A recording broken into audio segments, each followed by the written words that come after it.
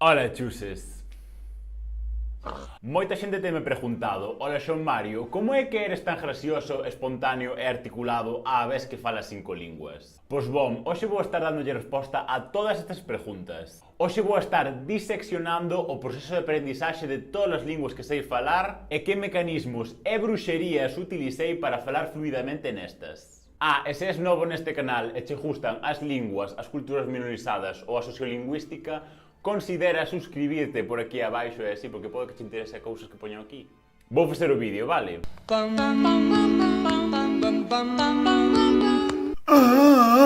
Para explicar todas as linguas que sei falar, teño que ir, obviamente, a cando era un bebé. Este é o período no que empecé a aprender a valiosa lingua nai. E a miña, para a vosa sorpresa, supoño, é el gallego ese. Sinto decepcionarvos a moites e así, non son neohablante deses. Sorry about it. Hoxe en día, ser unha falante nativa de gallego, pois cada vez é máis raro pola imposición cultural española. Mais, eu fui un afortunado. E por que digo afortunado? Pois porque teño que agradecerlle a meus pais que non foran uns cachos de lixo analfabetos que intentaran ensinarme unha lingua allea ao noso territorio polos seus prejuicios.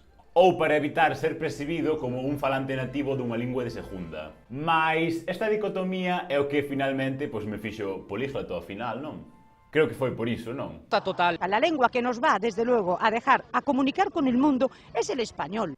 Moita xente que vive nun territorio cun conflicto lingüístico entre a lingua nativa e a lingua colonial son ensinados para creer que ensinarlle a túa lingua nativa ás túas crianzas vai nos facer menos habilidosos na lingua de poder. No meu caso, e no de moita outra xente, aínda que a miña familia me falou exclusivamente en gallego, non recordo o punto no que empecé a aprender español. Porque, aínda que ninguén nos teus arredores, como no meu caso, a falara, é a lingua ambiental de toda a sociedade, como hoxe tamén está sendo o inglés. É literalmente imposible non aprender español vivindo na Galicia. Que lles enseñas as partes do corpo en galego? Despois de aprender máis ou menos alemán, dixen, esta é a miña oportunidade para cumplir o meu soño de aprender unha lingua nórdica. E cal foi a que escollín? Pois danés. Xa que supuxen que a maioría do vocabulario tendo raíz xermánica ou latina seríame fácil de entender. E estaba no certo, máis a pronunciación do danés. Non vos quero desmotivar a aprender danés, pero ten o seu.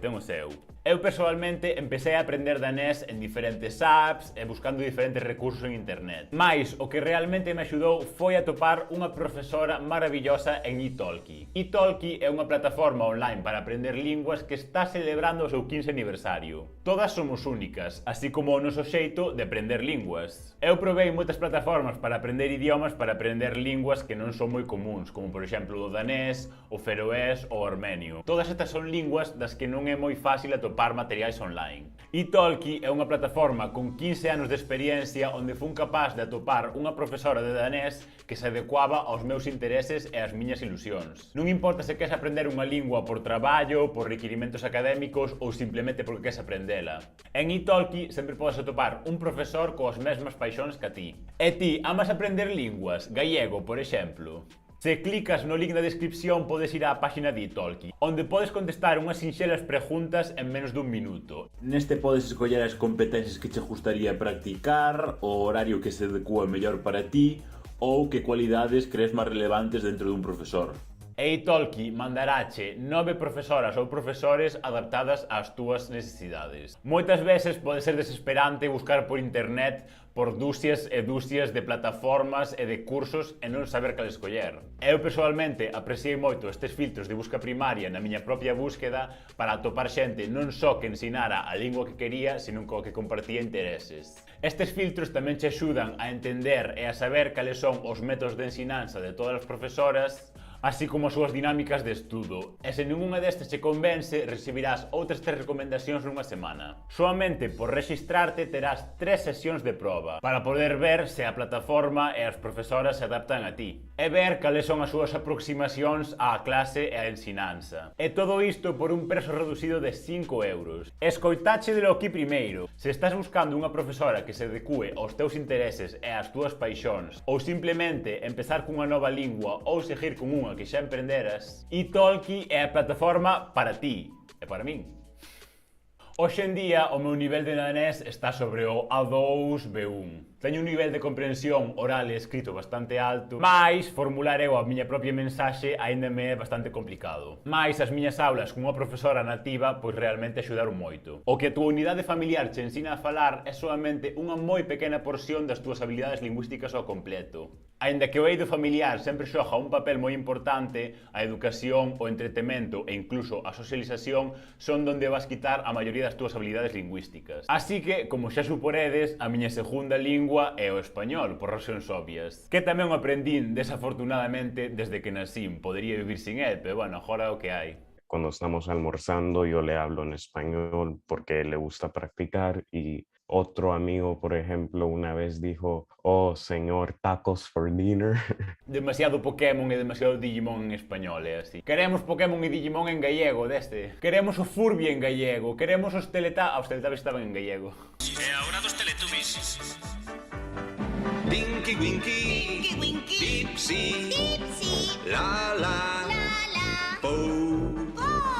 A seguinte, por suposto, é o inglés. Xa falei aí un pouco das dinámicas colonialistas de imposición do español na Gallaecia. Mais, hoxe en día, temos outros moitos factores que alteran o produto. Hoxe en día, o inglés xa está constituída como unha lingua ambiental en prácticamente todo o mundo. Podemos ver crianzas e adolescentes por todo o mundo que, aínda que non teñan un nivel fluido de inglés, utilizan expresións e modismos en inglés absolutamente todos os días. Eu, como moita outra xente, empecé a aprender inglés con 5 anos na escola, mas realmente non foi ata que funde Erasmus que empecé a ter un nivel fluido decente. Que obviamente, ainda que funde Erasmus a Alemanha, non tiña nin puta idea de alemán, pero bueno, xa falaremos disso despois. E un dos factores máis determinantes de acadar o nivel de inglés que teño hoxe en día foi empezar a ver RuPaul's Drag Race. Sí, como oídes, o travestismo axudoume a coller un nivel fluido de inglés.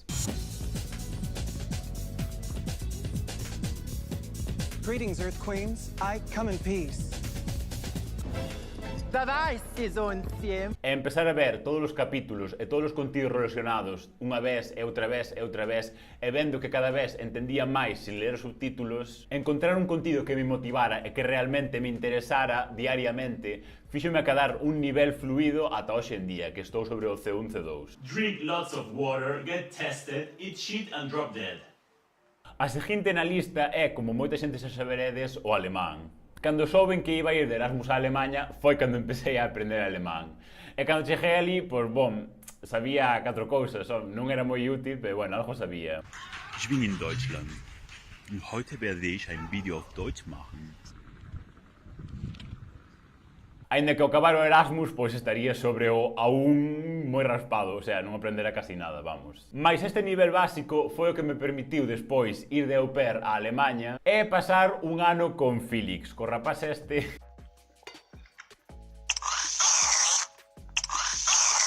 Obviamente, para aprender unha lingua, esta ten que ser unha lingua ambiental para ti en algún ámbito. Convivir un ano con unha familia alemana, estar indo a diferentes cursos intensivos durante todo este ano e forzándome a facer amizades en alemán foi o que me fixo acadar un nivel de fluidez oral pois bastante competitivo. Unha lingua non é soamente un código de transmisión de información. Unha lingua é a ferramenta usada por unha cultura ou por unha civilización enteira para expresar a súa existencia no mundo. E do mesmo xeito que a miña lingua materna é a variante do galego portugués falado na Gallaecia, hoxe en día tamén fago o esforzo activo de aprender as diferentes variantes do portugués nos outros países da lusofonía.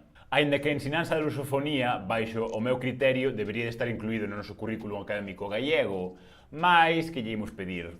E bom, creo que de momento xa está todo, é así. Faremos así algún update sobre o meu language journey, é así, sobre a miña xornada idiomática. E quería animarvos a todas a que aprendades moitas linguas e así para que vexades as pequenas diferencias que hai de significado, de expresións, de diferentes choias que hai nas linguas que son moi entretidas e así, moi bonitas todas. Non sexades uns papollos e aprendede linguas e así. O español non fai falta, pero o resto sí. Chaos!